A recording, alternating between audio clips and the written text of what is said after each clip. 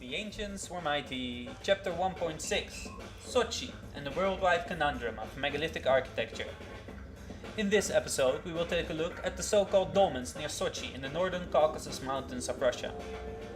When researching the age of these structures, unclear results follow.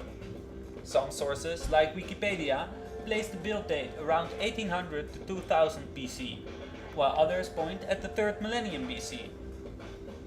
Like in most cases, evidence for this is based on dating human remains, and not on dating the stone structures themselves. A further look into the matter reveals much evidence of human habitation in the area dating back to 100,000 years, so these structures could be older than mentioned before.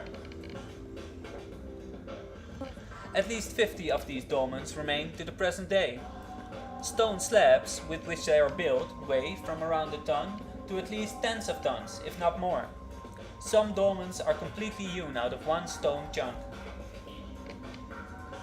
The dolmens near Sochi are often compared to the dolmens of Western Europe. Though almost equally impressive, they lack one thing in comparison to the Russian dolmens, and that thing is precision, which is on a completely different level. Some dolmens have surfaces that are extremely flat, and some walls have seams between stones that fit together almost perfectly. Again, we see the characteristic knobs at the bottom of the stones in the megalithic precision walls. Here are some comparisons on walls of this type that can only be recognized in a few places, sparsely spread around the globe. When comparing between these places, other coherences can be recognized. The shapes in the area around Sochi have striking similarities to the strange shapes in Peru that can be seen in earlier parts of this video series.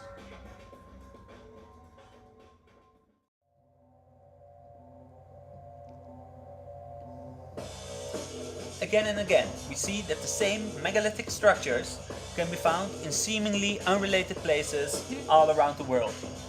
These structures distinguish themselves from their immediate surroundings. They are always built more precise and with larger stones than anything else that can be found there.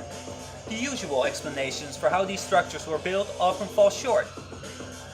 To me, the very specific similarities we see in this exceptionally difficult to do stone architecture cannot be a mere coincidence.